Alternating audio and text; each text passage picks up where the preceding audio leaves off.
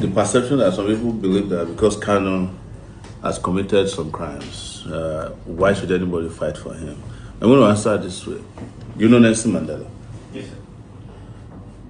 He was regarded as a terrorist because he was fighting for the liberation of blacks in South Africa.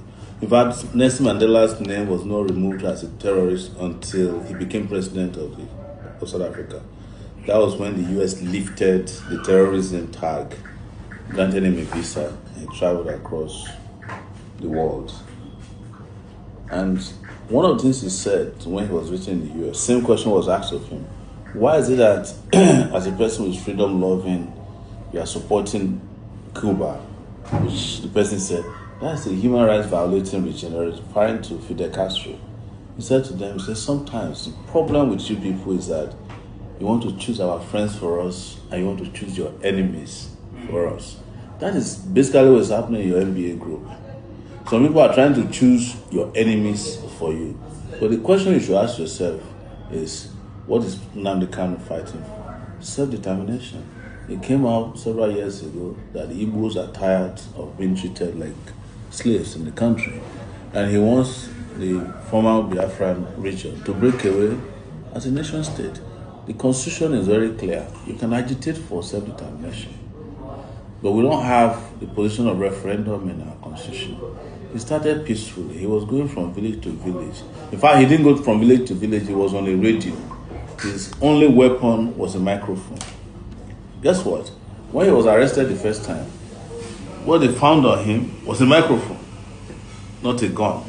They found with Mandela a pistol. Well, with Nnamdi Kanu, they found a microphone.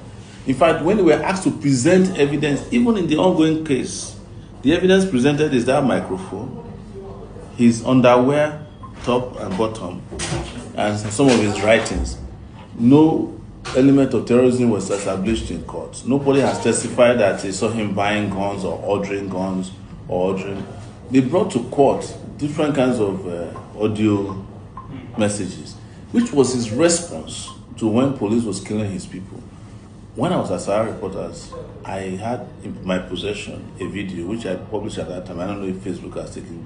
As the Nigerian army went to where IPOB people were peacefully gathering and shot them dead live. 2014, I think. They killed them right there. This was captured on tape. It was provided by Amnesty International to me. So who committed the crimes? Is it the person who started peacefully or the government who said so? But like I started this with, this was the goal, you know.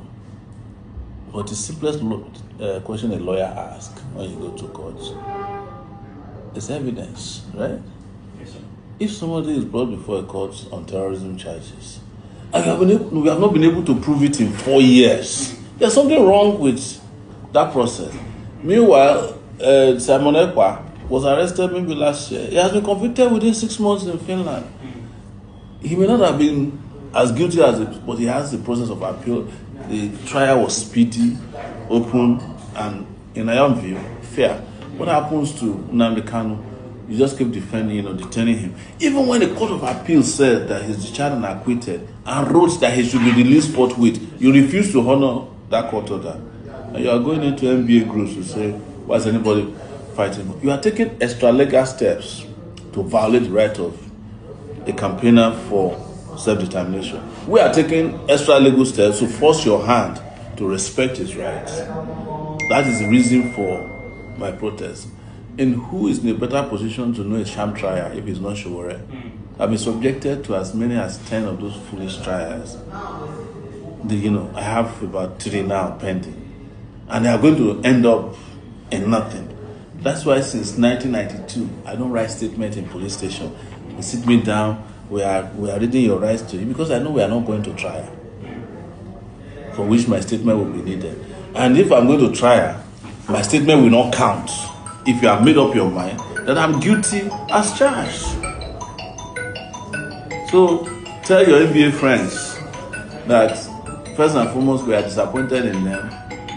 They are not even represented in court to observe the trial. The same way they did to me in 2019. The NBA cannot, The American Bar Association sends representative to all my court trials. The Nigerian Bar Association is not in court, even as a friend of the court. You should be there standing up and say, my Lord, can we guide you? This is what the law says. The judge can say, shut up. But you are there. You go to your WhatsApp groups, and you know what they do? They then divide it into Yoruba, the people that are most vocal on Nnamdi, which riles me out, this Yoruba pseudo intellectuals.